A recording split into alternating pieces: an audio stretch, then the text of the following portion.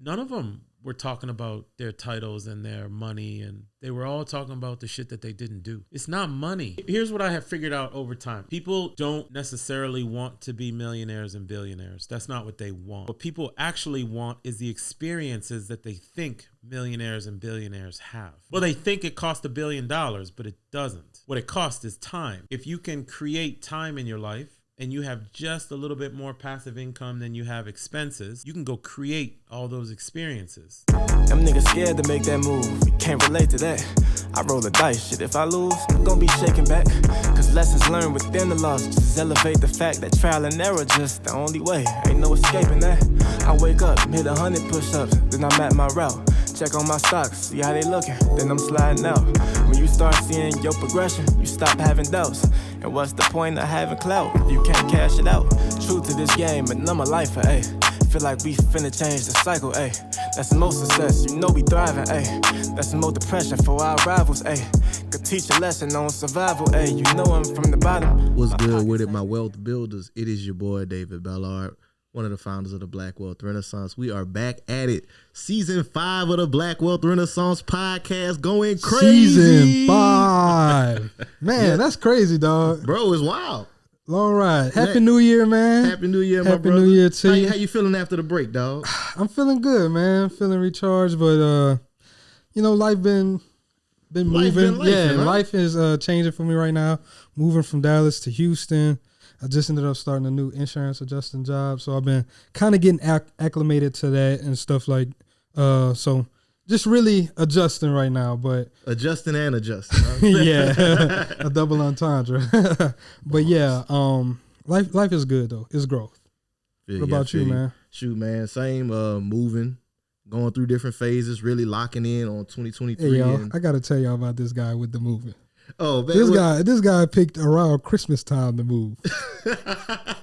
It was not ideal. It was cold what's wrong outside. with this guy, man? It was cold outside. It was cold as hell. It was not a great time to move, but the new place is lovely. It's amazing. I'm enjoying it. That's good, man. Really locking in on just health and focusing more holistically on the person, as I shared on the last episode of last year. Actually start therapy tomorrow. Going to be going through that process. Hey, man, congrats. Yeah, man, appreciate that, bro. Just kind of, again, working on this whole thing holistically, this life thing, man. And speaking of life, bro, we got a person who is educating and sharing. Last time you had him on, he was talking about living your life by design. Yeah. And that's what we trying to do here, right? Like, we talk about finances, we talk about wealth, all these different things, but what is the purpose of it at the end of the day? It's to live the life that we want to live. Yeah. And, man, I'm super excited about today's episode, bro. But before we get into it, y'all know what I got to ask y'all. Y'all please make sure y'all leave us that 5-star rating and review. I need it. If you're on YouTube, make sure that you like the video, subscribe, share with somebody who can benefit from this information.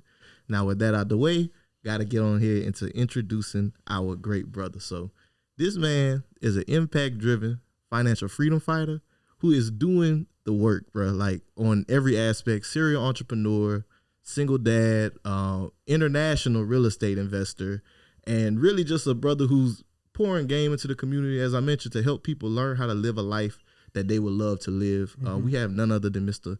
Maurice Philogene. Mo, how you doing, brother? I am fantastic, man. Good to be back with you. What? Hey, man, thank you for coming back, dog. First time was virtual. Second time on the show. Yeah. First time in person. First time in person. Won't be the last. Right. Will definitely not be the last, because we'll keep evolving and we'll keep having stuff to talk about. That's the nature of it. Facts. That's a fact. Yeah. That's a fact. But yeah, appreciate you for coming out, my brother. Thank you for flying out to Dallas. We're glad we could get you out here for the first time. Wish we had a little bit more time to go explore and just show you what the city has to offer. A lot of people be sleep on Dallas, but it's a hidden gem. I'm gonna just say that. Right on. For the people who probably didn't listen to our first episode, can we just get a brief introduction, maybe like 5 minutes or less, of who you are and how'd you get to this current point in your life? Yeah, man. So my name is Maurice Philogene. I start at the end. I always think starting at the end is better. I'm 47, happily 47. I'm out of the W-2 world. I was a senior executive at a global consulting firm, Accenture, for 25 years. Retired in 2021. I was a lieutenant colonel and federal agent in my military service for the Air Force. I retired in 2019. I became a street cop in 2008, all at the same time. Did that for 15 years. Retired in 2021. And all along the time, I was always a real estate investor, specifically for the purpose of financial freedom, but we'll get into that. But I was always investing in real estate since I was 21 years old. And I started a company called Quattro Capital 4 years ago with 4 other partners. We've done about $200 million worth of real estate since. And the background matters, though. I'm a Haitian immigrant kid. My parents grew up in Haiti. I was born in Queens, New York, raised in Boston, came down to D.C. for University of Virginia, played football there, got a degree in mechanical engineering there, and then was in ROTC because I needed something to pay for school, you know. But yeah, man, that's the background, and yeah, that's the background. Yeah, man. One of the biggest things I got from that is just like the timeline, right? You kept on working for like 20 plus years. Oh yeah. While building your real estate empire. I think that was really, really, really smart. Yeah, I think a lot of people kind of shit on the 9-to-5 and corporate and all that. And it's justified in a lot of cases. In my case, it was not justified. I liked what I did. And you have to understand it's not, there's nothing wrong with the 9-to-5. There's something wrong with the status quo of how we leverage it. We have a bullshit approach to 9-to-5, thinking that we are, in some cases, entitled, that we're supposed to get a role or a title or a certain salary or something. And the way that I approached it starting in 97 when I started working was, let me get these 2 incredibly good paychecks and let me systematically invest them in real estate. It was something that happened in my early 20s that led me down that path. But as far as I was concerned, I wasn't really chasing titles and roles and things of that nature as much as I was chasing freedom. So as long as I had those 2 paychecks coming in, I was quietly building up a real estate portfolio in the background to the point where, I started in 97.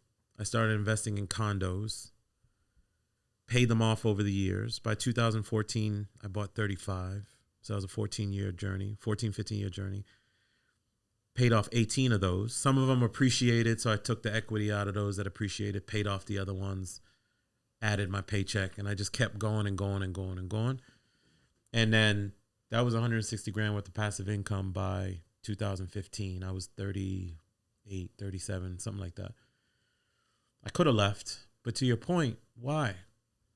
Life is not about, when you have enough money to cover your basic needs, you quickly figure out that life is not about money in the first place.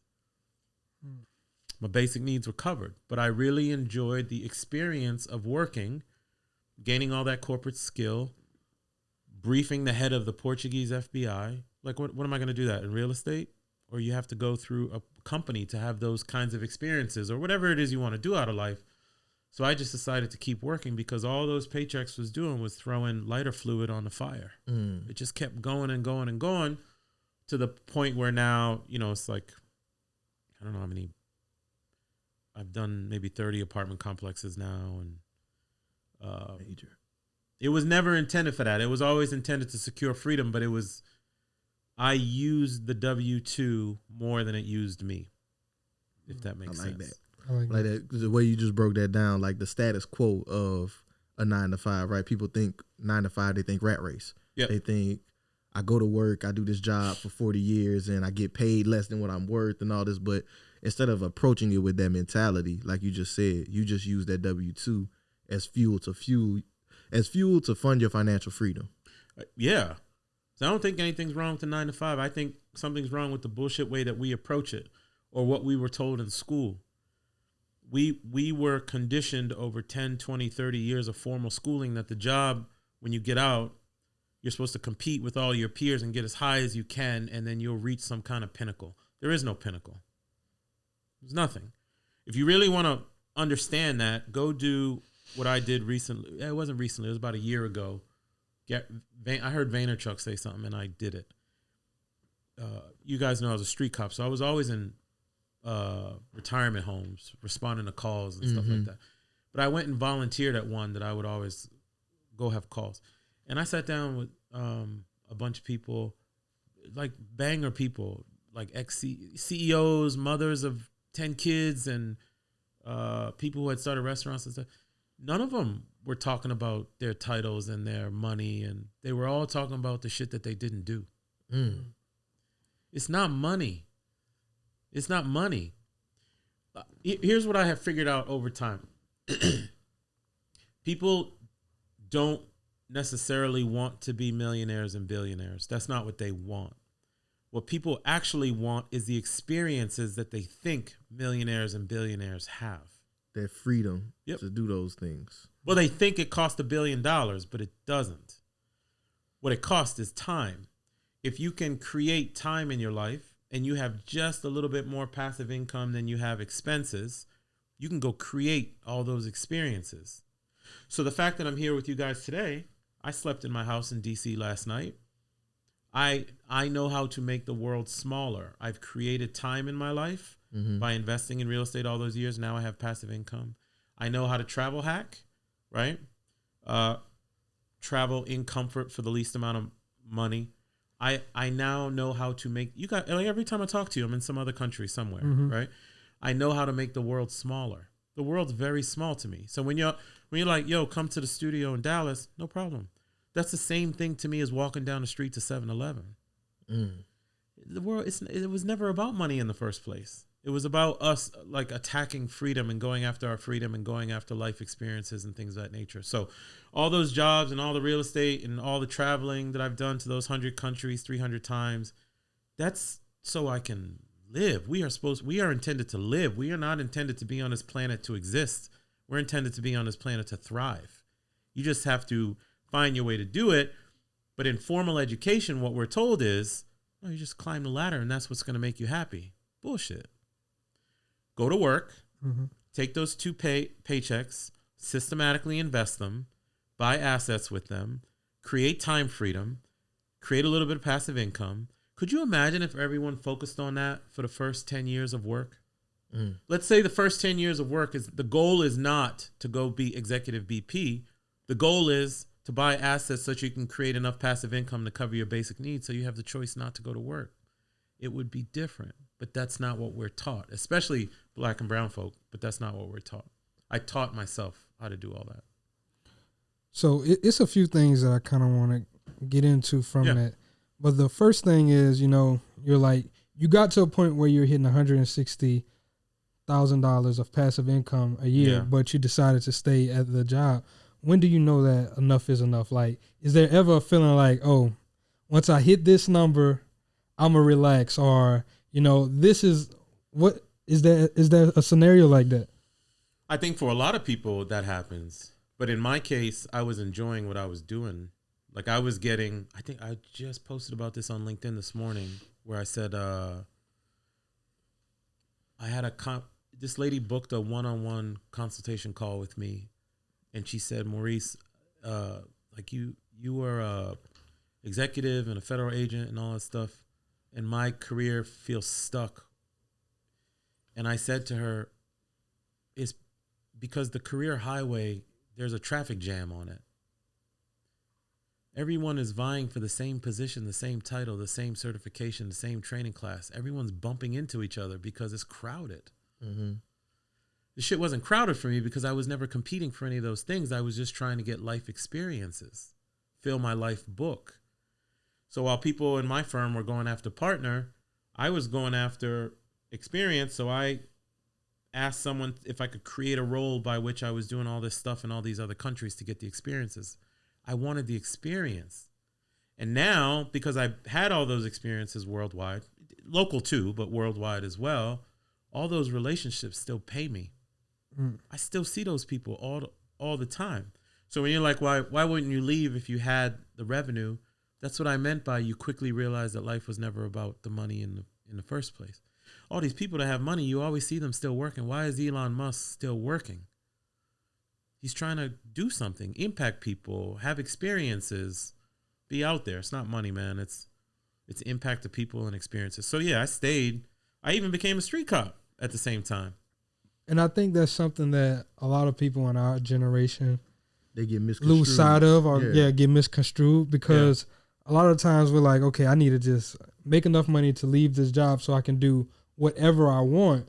And a lot of times the whatever I want is the traveling, you know, the having fun. But they don't realize that life without purpose is meaningless. Yeah. Like, you're going to start to feel a void.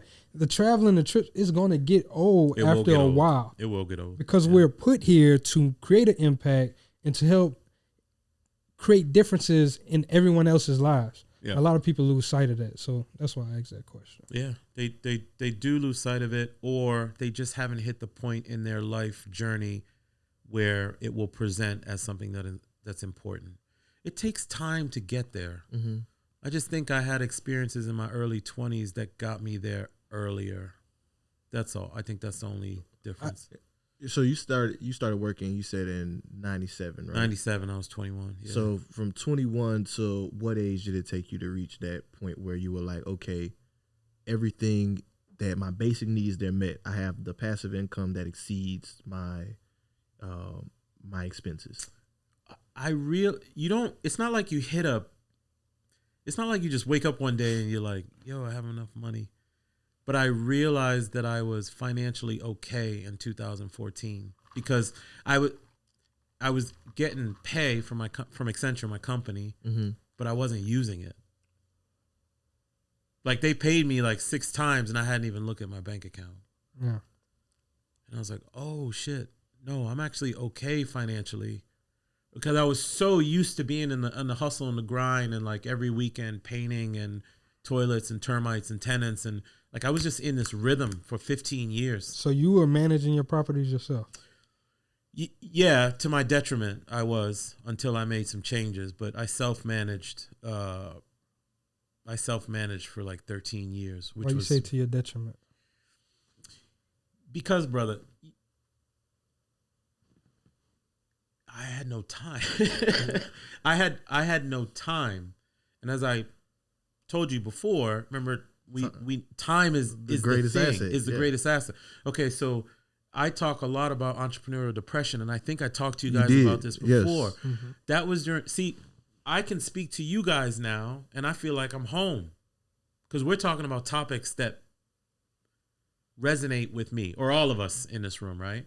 But back in 97 or 2002, 2005, there was no podcasting and LinkedIn and Insta, and I think Facebook was just coming around. We weren't really connecting like this on these mm-hmm. topics. So when I was going down this rabbit hole of going after all this property, I was doing it by myself. And I was doing it for life reasons, not money reasons, so I really didn't feel like I had anybody to talk to about it.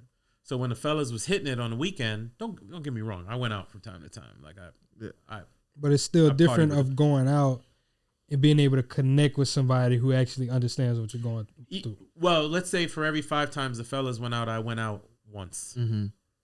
I was constantly, so I would work for Accenture during the week. I would work for the police department at night. And then on the weekends, it was all real estate. And I was pressing repeat for 15 years. That was a lot. Grind. But that's how much I wanted my freedom. That's a grind. I was not playing around. Yeah. And finally, I got to the point where I was like, wait a minute. Steve Harvey talks about this quite a bit. We tend to be very tight. When you create something that's has value, we tend to be very tight with it, and we want to hold it and protect it, right? So we don't want to hire things like property managers. Mm. But then I finally started to realize if I give up 10% of my revenue, I've gained back 90% of my time. Mm. That's major. And that changed everything. So for the 2,000 units or so that I own now, I don't manage any of them. What I was going to say was there was one particular condo that I've owned since 2004. The guy who lived there has been with me since then. So I never got a property manager, mm-hmm. but I just sold it to him, which was a happy point for me. Because it was a brother and there was no way he could afford anything in the area. He bought the place he's always been living in, and I felt like I was a part of that. So that made me feel good. But in general, no, man, I haven't managed anything on a day-to-day basis a year. My time is better spent looking for the next asset or looking for the next person to help. It's not well spent if I'm cleaning floors with it or something. That's a really big point. I'm glad that you shared that. That's like not even just in real estate. That's life, business in general, where it's like especially in our community, I think we have an issue with that, where it's like we want to control every aspect of it. Yeah. That's something that we discussed on whenever we were talking about the things we learned through 2022. It's like, if you try to control everything, you're sacrificing so much more than you're gaining whenever you don't realize. And sometimes you don't realize it, because you're going to lose your time. You're going to lose your health. Your mental health is going to suffer, because you're trying to compress 10 people's work into one person. And that's not a viable or scalable way to do anything in life or business. It's not viable. It's certainly not scalable, but I will make one point about that. Investing is not about scale to me. Investing is about reaching a particular goal. So when I coach people one-on-one, when I coach them, and they usually in lifestyle design, but real estate can be a part of it. I want to get into real estate. I want to do, why? Like, what is the goal of what you are trying to accomplish? Because for certain people, buying 2 pieces of real estate, 3 pieces of real estate might be more than enough. Mm-hmm. For other people, it's 2,000. Like for me, it's 2,000, right? But the person who bought the 3 pieces of real estate and paid for it over time and is now generating $5,000 a month passive income and then lives in Thailand, they've met their goal. Mm-hmm. They don't need to scale. The mistake that people are making is they're following the Instagram path of everything. They got a bird. I got to get 30 units in 1 month. Of course. When it should be, what is the life goal that you're trying to accomplish, and how does real estate support that goal? So I've said in other interviews, I've had 3 real estate lives. The first real estate life was 97, or really 2002 to 2014, the single family journey I told you. Mm-hmm. 35 single family homes, a bunch of them appreciated. I sold a bunch. I paid off 18. I had $160,000 of passive income. That journey was my financial freedom journey. That was the goal. I met it. The second real estate life, 2015 to current, when I moved into apartment complexes. Mm-hmm. That was more related to helping other people do what I did, but faster. So I have $75 million worth of investors who are doing what I did, but in a different way. So I will go syndicate apartment complexes. Like we just bought a $38 million, 240 unit complex in Houston. We closed it last week. I have 80 investors on that deal. I am helping them achieve their financial freedom. And then I'm getting money as a result of helping someone. So it's different. My third real estate life is the real estate development that I'm doing in the Mediterranean that has zero to do with money. Zero.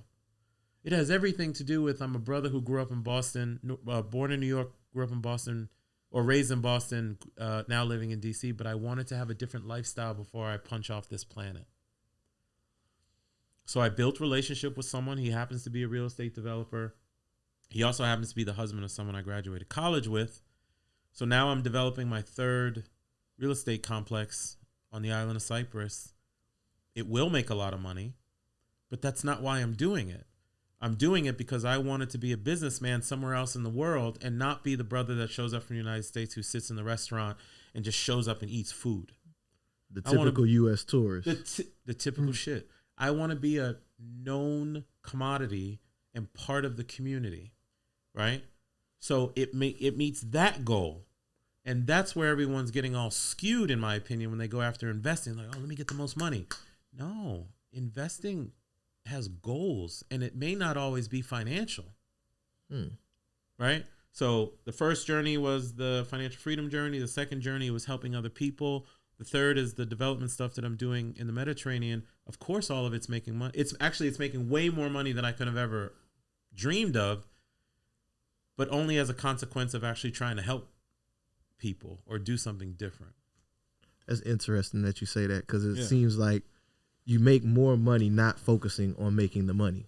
You chase money, it runs. I think Pitbull said that, but you or the first. He's just like an actual dog as well. You chase. You ever tried chasing a dog? But if you leave it, the dog will come running right after you. Yeah, yeah, exactly. It's crazy. Exactly. Yeah. So I kind of just on that second part of the journey, going kind of to that part we talked about where it not being something where you control everything, right? You just mentioned that you had 80 investors. You own 2,000 units. Yeah. With that, somebody might hear 2,000 units. Man, he has 2,000 units individually. Could you talk about how that works when you say that 2,000 units? Some of these are syndications, right? Oh, some yeah, of these yeah, are different types of deals. Can we talk about some I'll of those? just steal that. So when someone says they own 2,000 or 5,000, there are people, like I have a friend of mine who legit owns 2,000 units. He has 0 investors, which I think is insane how he did it. But in my case, I syndicate apartment complexes. So what me and my business partners do, we will find, people don't realize that apartment complexes need to be renovated every 7 to 10 to 12 years. If not, every apartment complex would have green linoleum from the 80s, right? It has to get renovated. So I'll find an apartment complex that can be renovated. We will buy it, negotiate it, buy it, get a portion of the revenue needed from the bank. So I'll walk through this Houston deal. $38 million, $26 million loan. We raised $17.2 million. Part of the 17.2 is to renovate the interior and the exterior. And what we'll do is, commensurate to the value that we've created in the property, improving the interior and exterior, we'll slowly raise the rent. Okay, it has to happen. It is a business, but I will not gouge people. What you want to do is you want to give people good quality, affordable housing such that they feel a sense of ownership of their home and they never want to leave. Mm-hmm. Give them the hardwood floor and the granite countertop or faux granite countertop, depending on the cost structure of it. Give them a good place to live. Go from $800 a month to $1,100 a month, commensurate to what's happening in the market, right? I know what's happening in Houston and what I can raise and what I can't raise. But yeah, and then I have investors, and my goal for my investors is to double their money within 5 years or less. Right now I'm on track. We've done 6 or 7 full cycle deals, and we've done that pace in 2 to 2.5 years on every deal. So I'm proud of that. Oh. But I always have investors. So when I say I own 2,000 units, I own a portion of 2,000 units. But I also want to say it doesn't matter. You own 2,000 units. Well, it doesn't matter from that perspective, but it also doesn't matter from my goals perspective. I'm not trying to compete with someone who has 10,000 units. Mm-hmm. I could care less. I honestly could care less. What I care more about is, okay, how many apartments did I make better for families who are living in them who needed affordable housing? Because when the government does affordable housing, it's called projects. When I do affordable housing, it's called a beautiful complex. It's different. I want to do that. I want to be part of an answer. I'm achieving my own goal in that respect. So, but no, you don't own them 100% outright, but I'd rather own 10% of this, 7% of this, 12% of this. Give you that time freedom like you were speaking about. And my property manager deals all that. I did see you say something about that $38 million deal, right? Yeah. You said it was frustrating, gave you joy, and headaches. Saw it on the Instagram post. Oh, when I made that, yeah, I know what you're talking about. So, yeah. What brought on these ranges of emotion? Because people hear your beginning of your story, right? Like from 2002 up until 14, you're doing all these properties yourself. Then you start the second journey where from 14 to now, you're doing deals. So they're thinking, hey, he's got the experience. You shouldn't go through some of these things. Oh my God, man. Well, I went through the 2008 financial cycle. I was a younger investor at the time. So this cycle that we're in is not new to me. But what is new to me, even though I know it was coming, we're in this weird inflationary period where inflation is happening. So when inflation happens, interest rates are going up on these loans, and lenders, this is very different from a lender of like a home you're going to buy. It's very different. So if I'm borrowing $26 million, the lender has to go to its committee of investors to get things approved. It's like a different underwriting process. It's a totally different thing. It's a totally different thing. But as interest rates have gone up, lending starts to freeze and dry up. Well, when it freezes and dries up like that, then the lender who we had a deal with came back to us and said, yeah, we're going to change that deal. We want you to now pay us this. So maybe instead of paying 5% on that $26 million, maybe they want me to pay in aggregate 7% on that $26 million. But across $26 million, you're taking my investor returns down. I am responsible for 90 people's dreams. That ain't money that they're investing. It's not money. It's all the life energy they put in at work to go get it. And 2% on that scale is a whole lot different massive. than 2% on another. It is massive. So lender backs out. They come with new terms. We say no. Now we have to go find another lender while keeping 90 investors happy and okay. Making sure they're not like, well, I just want my money back type yes. stuff, right? Like so many pieces can fall apart. And I even throw in there yet to keep the seller happy. Because they need their money too. They need their money too. They probably go and try to buy a bigger unit themselves. Well, I know the seller. They had a deal on the backside waiting for the funds from this sale to go do their next purchase, right? Not to mention there was about $1 million of earnest money that was on the table, and half of it was mine. Damn. And for those that don't earn this money, that if the deal don't go Man, through, that's vulnerable player. You're gone. It's gone. It's gone if it doesn't go through. So that deal, we went under contract in May. We should have closed in October. We closed on December 27th. The level of that post that I made 2 months was I needed to write just out of therapy for myself of I care about my investors so much because they all every single investor I have has my cell phone number. I don't care. Like Elon Musk isn't taking my call even though I invested in Tesla, but all my investors can reach me at any time for any reason, any time, at any point of the day. I feel responsible and I want that level of responsibility, but it does weigh on you sometimes. But again, back to goals. If I want to be an answer for affordable housing and provide something to community, then you have to be willing to take on a serious amount of responsibility at that level to do it. So, I'm willing to do it. How'd you learn? How'd you get into your syndication? How'd you learn how to navigate that market? You remember when I said I went into the second real estate life? Mm-hmm. That was 2014, 15. And I said my basic needs were covered. Well, this is exactly what I mean, fellas. My basic needs were covered, and I was still pressing repeat on the single family stuff that I was doing. I wasn't learning anything.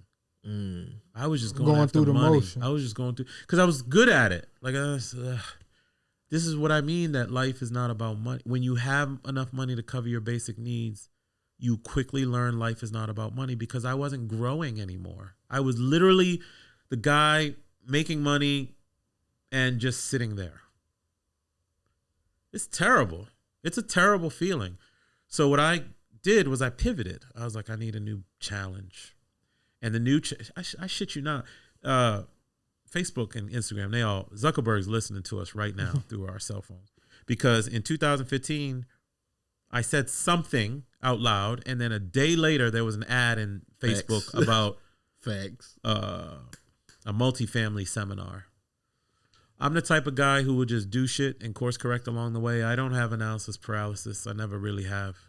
If I want to do something, I went to that course, sat down for 7 minutes, walked out, paid $3,800 to go to the next one, went to the next one like 3 months later, walked out, got my savings, paid $50,000 for a mentor. It took me 2 years to do my first deal. I finally did it, and now I've done 30 deals since. That's how it all started. But it came from a desired interest to go after a genuine interest to go after a new challenge, life challenge, business challenge. And then I am very good at understanding that we need to lean into self-education. We'll pay $100,000 for a music degree at a college, but we won't pay $50,000 to go sit by billionaires. I don't understand it. I do.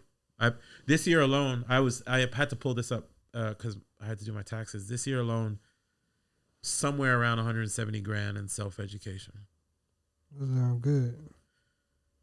I'm further on in my career where I can afford it. Mm-hmm. When I didn't have money, it was the library. Mm-hmm. The first real estate deal I ever did, I just got a book from the Fairfax County, Virginia Library, and I took it to the closing table, and I did the deal. If you don't have the money, you got to use the time. And if you have the money, you can use that money to leverage that money to buy the time from someone who's done it already. I pay for people's time a lot. A lot. It just cuts through the red tape now. But when I didn't have the money, I was in the library. And what people are doing now is they're jumping on Instagram and LinkedIn and they're reading a post and they think they know everything. You don't know shit. Sorry.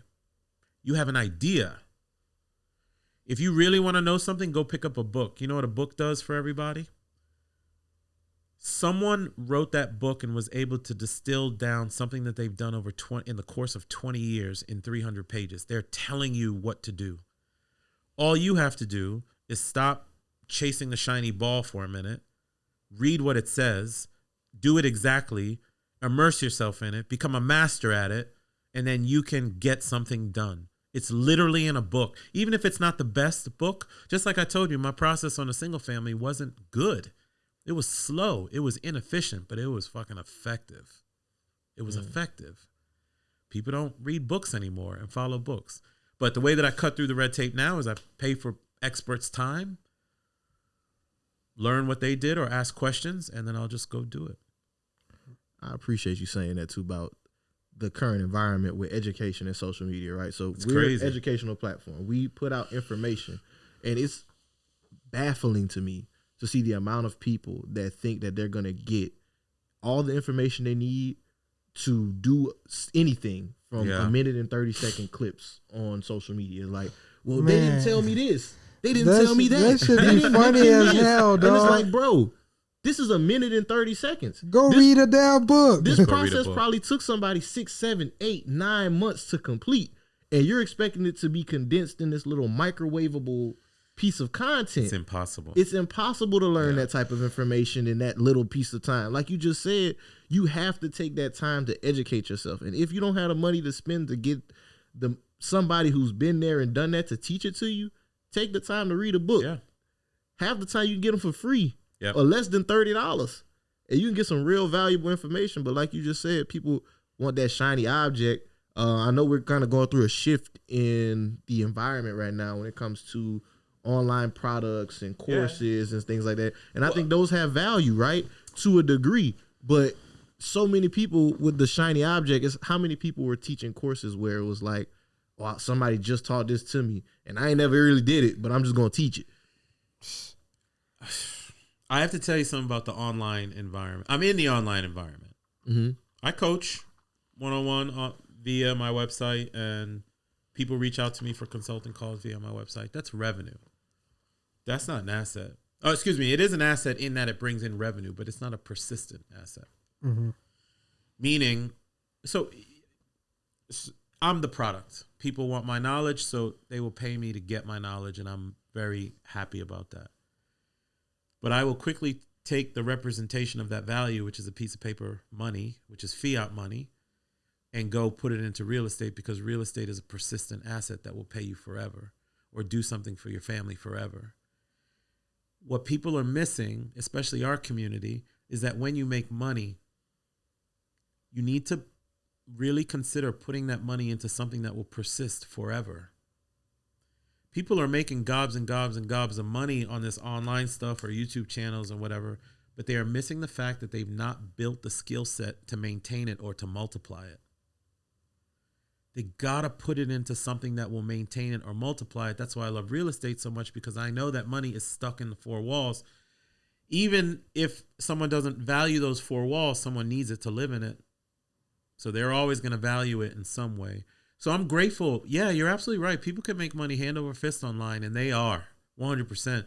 But what I encourage people is, like, there's going to come a day that you either don't want to or can't make money that way.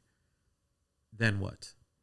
That's why financial self-education and lifestyle design is so important, because everyone's making money. It's just like guys in the NFL. You're the product. What happens when no one wants your product? Now you got the lead. Now you cut from the roster. Yeah. You gotta. That's why I've loved real. There's other things, but that's why I've loved real estate so much, because not only can you maintain and multiply wealth, you can also provide a great place for someone to live. Well, like, and be a service to the community while you're doing that. Like, that's cake and eat it too, from my perspective.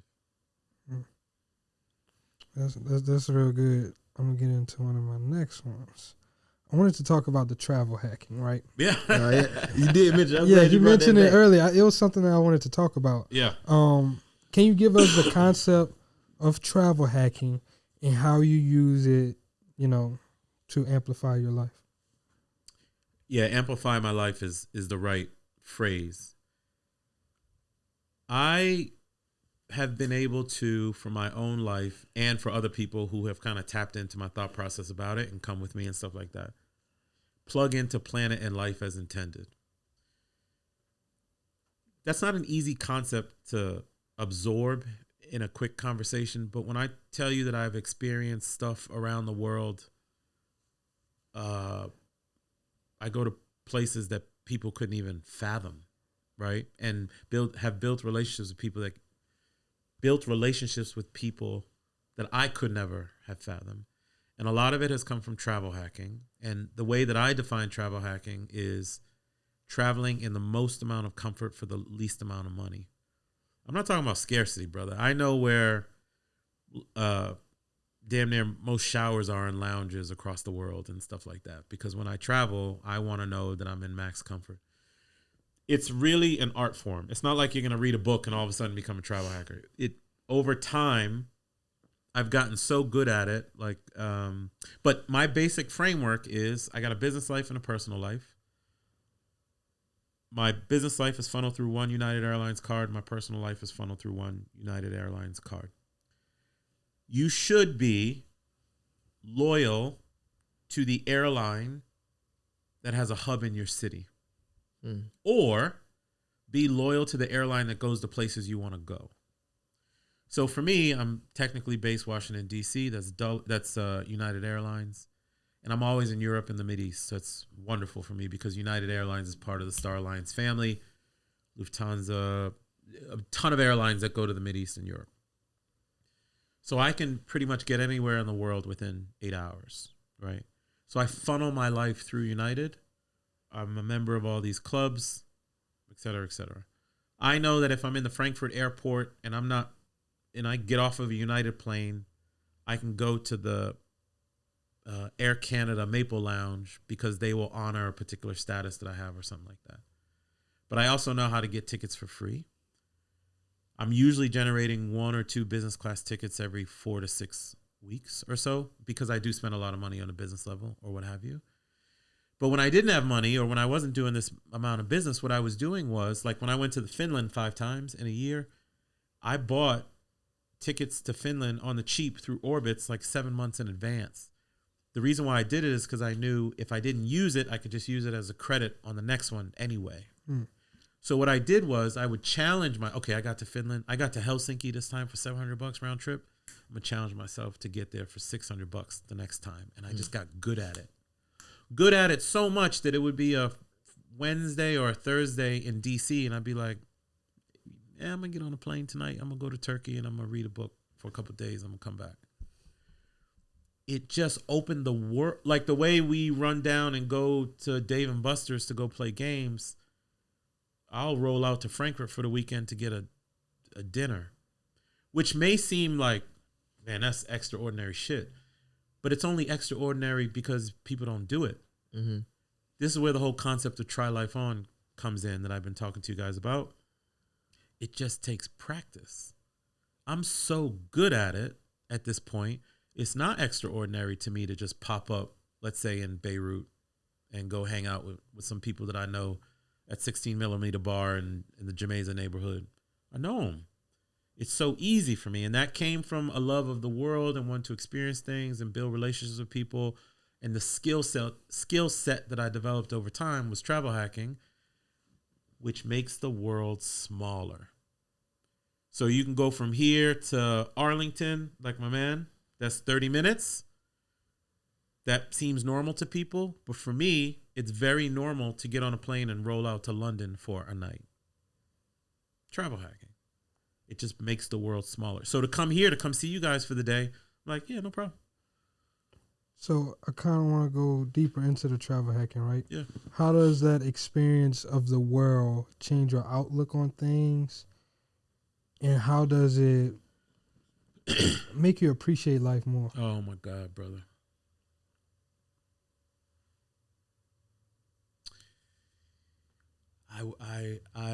I wish on people they could have the experiences and emotion of human interaction that I have had.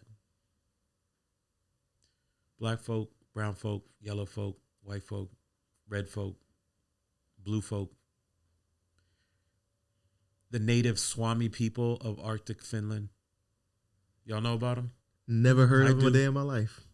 I do, and I've sat down with them quite a bit because they've had the same trials and tribulations that Native Americans have here, but no one knows about them. Mm-hmm. So when I read a book about them, it's like, what is this? I don't know nothing about this. And every time I find out something around the world that I really am interested in, I don't wait.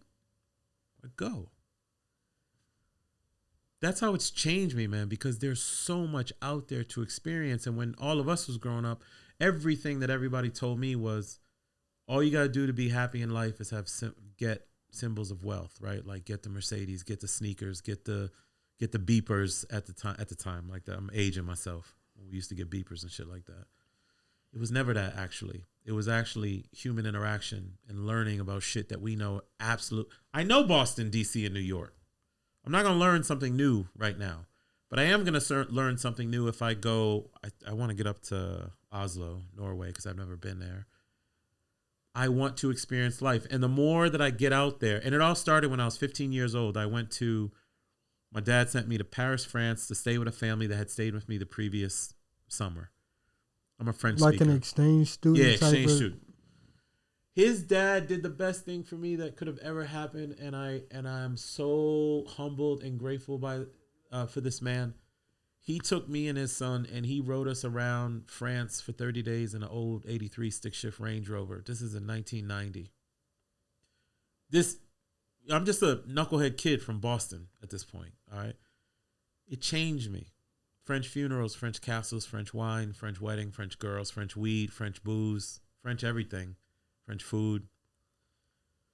And I got back from that trip and I was like, the world is a lot bigger than Boston, Massachusetts. Mm-hmm. The emotions that I had on that trip, I'm like, I don't know how to do that again, but I need to do that again. That was the first, because I told you there were two events. That was the first thing that happened to me when I was young. And then the second thing that happened is I found Personal Finance for Dummies when I was 21. So the first thing, the travel to France, was when I was 15. I found the book Personal Finance for Dummies, which led me on this financial journey and real estate and all that when I was 21. Then it clicked. This is what clicked. And in answer to your question about travel, I found passive income, or the concept of passive income. And it dawned on me, oh, I can actually create revenue without having to be somewhere, which means I can go back to when I was 15 and go travel the world and have all those experiences again. It clicked that life was more than just getting a job, doing the 9 to 5, running the streets of Boston. It clicked. So I've just never stopped traveling, ever, because I want as much experience as possible. And it's not that I want to see every country. That's not the case. It's just, you want to experience everything life has to offer before it's time to punch off this planet. So that's where the travel comes in, and the travel hacking just enables all that. I am constantly finding ways to do different things with different people, and that's where it comes in. Those different experiences, dates, and those emotions. So yeah, I did actually have something else that I wanted to go into, just with time, right? So balancing time and managing time. So I know you mentioned now that you're retired, I'm sure that gave a good bit of your time back to you. But between business endeavors, life, and travel, just managing time, because I would like to just speak about that. I feel like people often think we don't have enough time to do things. So how does that all balance out for you in work? We all have 24 hours in a day. We have to sleep 8 of it. So that's 1/3 of our life. So we have 2/3 of the time left. People have time. They don't lack time. What they lack is commitment to self. I was committed. I still am committed. So when people were rolling out on the weekends and things of that nature or whatever, my game time is still 4 a.m. I'm usually up at 4 a.m. It's 4 a.m. to 8 a.m. That's 4 hours a day, 5 days a week. That's 20 hours, 80 hours a month, 960 hours a year. I was always working on the side hustle, 4 a.m. to 8 a.m. 960 hours a year. If you get up at 4 and work till 8 before your family even gets up, that's 5.14 weeks. Don't tell me you don't have time. If you add another 4-hour block on Saturday and Sunday, that's 8 weeks. It's 2 months that you've created. Don't tell me you don't have time. You have time. You just aren't committed. You're not committed to it. I saw a video. So people are like, well, how are you working full time as an executive, then being a street cop at night full time, then building a real estate business, then being a dad? Because I was committed to it. I'm still committed to it. I got up to come here. I was up at 3:30 this morning. I worked on real estate shit before I even got on the plane. Committed to it. I want to impact community. I showed up. I'm committed to it. What I don't do, when I coach people, I talk about the productivity pyramid. There's something called brown time, light green, dark green, gold. I won't get into the whole thing, but we talked about this. I kind of want to ask about it some more. All right, well, I'll tell you. Pyramid. Productivity pyramid. It's just a pyramid, okay? Brown, light green, dark green, gold. Mm-hmm. We want to live in the green, but most of us are living in the brown. The brown is the bullshit. I was in my head. I was like, that sounds like shit. It's the bullshit. It's what we do. We binge watch Netflix. We go out. We spend our resources that we shouldn't be spending. Money. Right? You're going. Case in point, when I was in corporate. That's why I never went to the networking events. It was brown time. It was people going to kiss ass so they can maybe get a chance at might being promoted 2 years later by kissing some executive's ass. Mm-hmm. I hated that. I liked working, but I wanted to impact people and do things the right way. I needed that time to be in the green space where I was building business and building relationships in other areas of my life, right? We spend so much time in brown. I don't have time. Yeah, but you just binge watch Jack Ryan on Amazon Prime for 3 days straight. I don't have time. That's a fact. Yeah, I don't have time to go to the gym. Then why aren't you up at 5 a.m.? I'm too tired. Well, then why did you stay up drinking the night before? That's you. And you know what? Maybe I'm not Kobe. Let's say Kobe, right? Kobe always talked about, I love this from him. He always talked about how he would get up, he would go to the gym, he would work out from 4 a.m. to 6 a.m. He would come back home, eat breakfast, and then he'd go back to the gym at 11 and work out till 1, shooting hoops, go back home, go back to the gym again, 4 p.m., 6 p.m. So he had 3 workouts in a day when other people would have 1 workout in a day. How great was he? One of the greatest of all time. They could never catch up to him because he was putting in so much work. So when people are like, you don't have time. You're spending too much time in the brown time. Way too much time in the brown. Where you should be in the green. Light green is the stuff that we have to do that's necessary, which you can automate or get rid of. Like I don't cut the grass anymore. I don't go to banks anymore. I use apps and things of that nature. That's the stuff that has to get done, but you can outsource it or automate it. The dark green is where you want to live. Dark green is the money maker. I need to be here, money maker or impact maker. Mm-hmm. This is dark green for me. I know that you guys are going to impact people with my knowledge and information. I want to be a part of it. Or I want to speak to my investors. If I have 10 investor calls and 4 of them result in $400,000, that's dark green time. I don't have time to spend in the brown when I need to be in the dark green. And then the last one is the gold at the top of the pyramid, which is the things that speak to your heart, the stuff that you love to do. Like travel is that for me, or going to the Arctic is that for me, or whatever. You just got to understand where your time is being spent and start to shift it. But that's where it comes from. You can do that. You can make a conscious choice about your time. Like that, the productivity pyramid. Don't spend no time in the brown. That's the shit time. I don't like that. The shit time. Mm-mm. Yeah.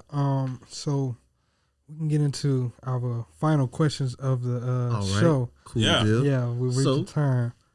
Maurice, first question, my favorite question to ask. What are you currently doing with your money to ensure that you'll never go broke again? Oh, that's interesting. It's not possible for me to go broke because I'm not competing with anyone or chasing anything. And this is what I mean. You remember the first real estate life where all those single families, they're probably worth like $3 million today-ish. I keep getting the question, did you sell them? Well, why wouldn't you sell them? Like, why don't you trade up? Why would I trade freedom? those original properties from 2014-15 still pay for my life. I'm still living off the original stuff. But we have this thing that we do where we're constantly trading up. I'm not going to trade freedom. You've achieved a life goal. Paid out free and clear. 100%. I just paid off this car. Let me go get a new one. 100%. Why would I do that? I understand sometimes people do it related to goals. I get it. But my goal was to secure my life so I could go have experiences and build relationships with people. I'll never be broke again. It's not possible. And my money blueprint and DNA is totally changed. My parents were savers. I'm an investor. When I get $1, I need it to go out there and make 2 or 3 friends and come back in a couple years. That's it for yours? Yeah. Okay, my first question is, are you frugal? He got 3. He be loading the clip up. My first question is, are you frugal or are you a flexor? Am I frugal or am I a flexor? I don't think I'm either. I'm not a flexor because I still drive my 05 Infiniti that's been paid off for years. Sheesh. The one thing I do spend money on is comfort. So yes, I travel hack, but if it's not possible, I'm going in business. My comfort is not to be sacrificed. We are on this planet to be in abundance, man, and I don't want to sit in the back no more. I work my butt off to I want the big chair and stuff. But I will pay for experiences. I don't pay for crap. I'm not a commercial guy. I'm not worried about brands and all that crap. I'd rather go invest in the brand or something. But I'll pay for experiences, though. I'll be the first one on a plane going somewhere. Okay. My second question is, how are you protecting the things that you're doing to pass down generational wealth to your sons behind you? That's the right question. Because I live off of the original portfolio. I'm not living off of any of the bigger stuff that I've been doing. What I tell people now is, and I know my trajectory. I know that by the time I pass away, I'll be in the 9-figure space. I know how I'm going to get there and when it's going to be. But I'm doing that all for my kids and society at this point. But the only way you can do that, you have got to give your family its own version of financial education so they understand what it means and why. Mm-hmm. So both of my kids know what passive income is. Both of them know what assets are. Both of them know what liabilities are. And both of them know that my dad, when he grew up in Haiti, didn't have shoes. And because he got a formal education and came to the U.S. and was a teacher, he gave me a shot. And then I built on that. And then I built a different financial blueprint in my mind and stuff. So I'm giving my kids a certain financial education around real estate. I don't know if they're going to take it over because I've given them 2 responsibilities in life. They don't have to go to college. I went to college. I got my master's, and if my oldest did go to college. If my youngest doesn't want to, he doesn't have to. He has 2 responsibilities. 1, he has to learn how to make money grow. That's it. If you can learn it from me, or you can learn it from somebody else, or you can learn it in this tech thing that's happening. That's up to you. But you have to learn how to make money grow is one. And the other one, you have to be happy. You don't have to go chase everything that everybody else is chasing and stuff like that. But the way that I can protect it is by teaching him and then putting him in a situation where he can take on what I built and create something more with it. But I'm just not living off of it. I'm living off the original stuff. Anything that I'm doing now is for legacy and society purposes. That's what's up. Last question. Do you have life insurance? Yeah, I got life insurance. Like, hell yeah. I got these properties. I got life insurance. Actually, it was on you guys' show. It was your show that pushed me to do something. When I saw you had a guest on, and the brother was talking about the blank die. Oh, Chris, buy, borrow, die. Buy, borrow, die. Now, I already had my policies in place, but it dawned on me that I needed to make changes after I saw him say that. So what we're talking about is he was like, buy assets, buy apartment complexes, whatever you want to buy, borrow money against them. As you get older, leverage them fully. Like instead of having 50% leverage, have 90% leverage. Because by the time you pass out and move on to the next phase of your journey, your insurance policies will pay for it anyway, and that stuff will just go away. Get the kids, get the assets. My friends, I know a lot financially, but I still think I know like 6% of the rules of the rich. Like every time I go to a conference and I meet I know 3 or 4 billionaires now, and I know maybe like 12, 15 people who are in the 100 million or more range. Every time I get around them, I learn something, and I'm like, what did you just tell me? Okay, That's hold on. interesting. I'm glad you're bringing this we up. Talked to you, you said you felt like you knew 10%, and now with I more feel like exposure, I feel like I work. wild. I know less because every single time I feel like I've gotten to some pinnacle. I am. You guys are proving my point, or maybe I'm proving my point to myself. Life is not about money.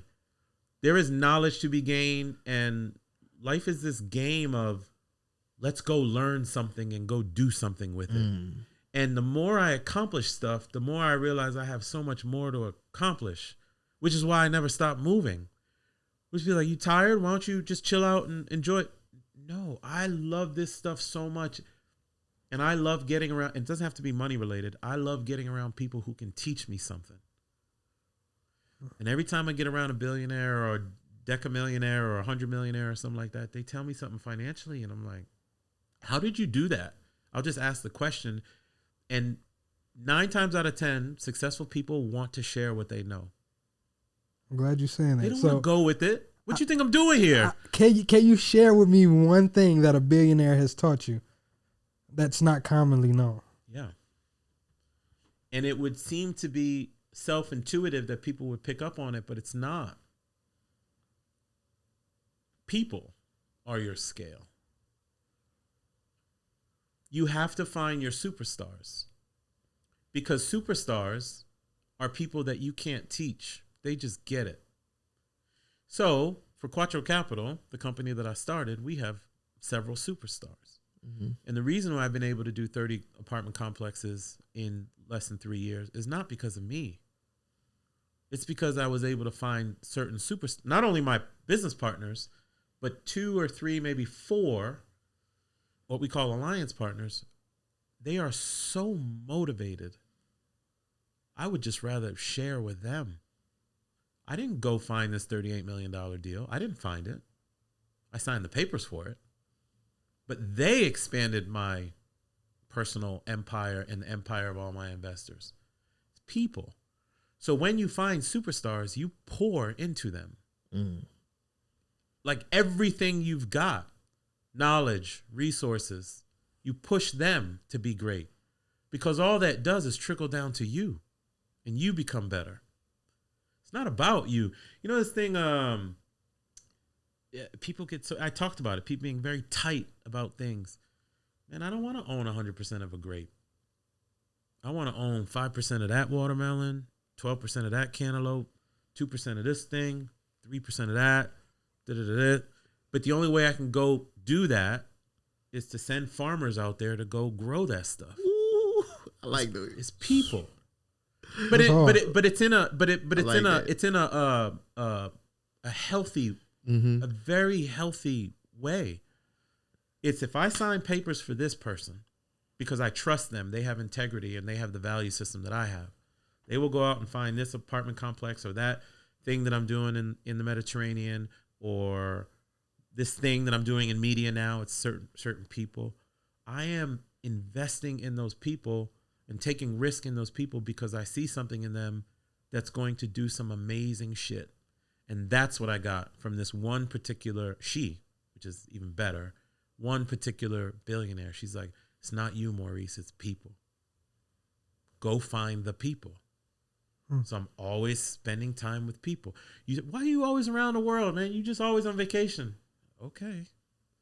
I'm not just out there kicking it by myself. I want people. I want to be around extraordinary people. I want to get into this shit more, but we can't. This is coming. Your ass is coming back. I just want you to know that. Episode 3, we're gonna talk about how we find those people. Exactly.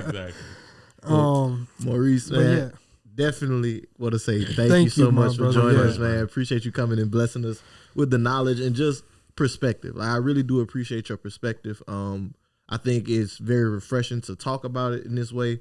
A lot of times in our community, we get caught up on the money and running the play and doing these things. Yeah. It's like getting back to the purpose and then really broadening that horizon. So I really do appreciate you coming. I feel like it's a great way to start the year.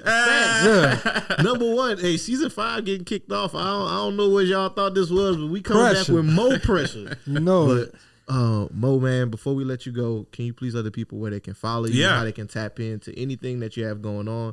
I had another question too. I'm gonna leave it be. Write that shit down. See next episode. Well, I appreciate you, brothers. I'll say it real quick before I even talk about me, because it's not about me. The reason I flew in just for this, and I'm gonna go catch a flight in an hour back, travel hacking, is because you guys are doing such a service to the community to expose them to this kind of information. Because that entrepreneurial depression that I was talking to you guys about back in the day, that was just me going to the library constantly on my own, having to read. Like, I just got enthralled about financial information and life information. What you guys are doing is you are keying people towards it. I love that. I'm grateful for you guys. You're changing people's lives. You may not see it every day, but instead of going this way, you're moving someone's vector this way, and it's going to change them. So that's why I was willing to get on a plane and come down and be a part of it. I do have my own platform called Try Life On. Website is trylifeon.com. Right now it's one-on-one coaching. I do some consultative stuff. I do coach people in real estate and what have you, but it's mainly about lifestyle design, because I help people build lifestyle they don't need a vacation from. I don't take vacations. I just live. Very much so. And I figured out many ways to do that. There'll be podcasts related to that. There'll be media projects related to it. So people can find me at trylifeon.com. Typical social media platforms, LinkedIn. I'm super active on LinkedIn because I came from corporate life, and I want people to see that they could leverage it. There's nothing wrong with corporate or being a street cop or whatever, or military the way that I was, but leverage it, please. Status quo is not a problem. How you leverage it is a problem. You can catch me at LinkedIn, just Maurice Philogene. Instagram, yes, I am all over the world, and I plaster that stuff on Instagram so people can actually see. If you've never heard of the Turkish Republic of Northern Cyprus, it's not even a recognized country by the UN, but I've been there 13 times. It's like living in Narnia. I think I live in Narnia because it doesn't even exist, but it kind of does exist. That stuff is on Instagram. And then Quattro Capital, I have to put a shout out to it. It's a company that I started 4 years ago. The website is thequattroway.com. We syndicate apartment complexes. I do help a lot of people get into apartment complex investing through that platform. And even if it's your first, sometimes we'll drop minimums just to get people into the rhythm of it. So that's Quattro Capital. And then, yeah, man, just track me down. I am always talking to people as much as possible. And again, whatever you guys need me for, you just shoot me a text and I'll be there. Appreciate it, my brother. So I want to get into some house cleaning. I want to say thank you to all of our listeners. Appreciate y'all for tapping in with us at the beginning of this year. It's going to be a great ride. We have a lot of things in store. And whenever we got everything solidified, we're going to be announcing it. But we got a lot of things. Appreciate y'all for rocking with us. I can't believe I forgot to mention it earlier. Y'all, we having our first event of the year, January 28th. 28th, yes. January 28th. Shout out J. Cole. That's birthday. If y'all listen to J. Cole, y'all know we listen to J. Cole. There's some J. Cole niggas. I ain't gonna hold you. But January 28th, we're hosting our first event of the year here in Dallas. Gonna be partnering up with our guys, Cuff and Mo from the Vision Lab podcast. Shout out to them. Host the financial symposium. What we're gonna be doing, we're gonna have 8 different speakers on different topics. Going to feature. They're going to have little small session where they give you some information, and then we're going to go into breakouts so that you can get your specific questions answered regarding topics around business structure, credit, life insurance, real estate, education planning. So it's gonna just be a good way to get your year started off. We're kickstarting 2023 off. Like Jalen said, it's gonna be a big year. Best year yet. So Yes, sir. if y'all want to join us, y'all in Dallas, you're not in Dallas, you want to pull up, we done had people pull up from further. Yeah. pull 'em up. Saturday, January 28th at Blow and Smoke Cigar Lounge. You can get your tickets in the show notes. We look forward to seeing you there. I want to see y'all there. Pull up on me. How that little boy said, pull up on me. Yeah.